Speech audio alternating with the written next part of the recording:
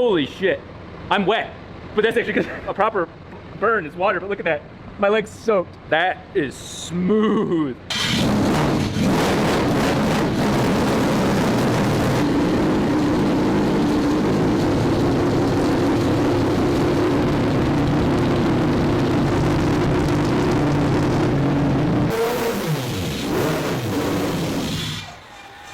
We have boost.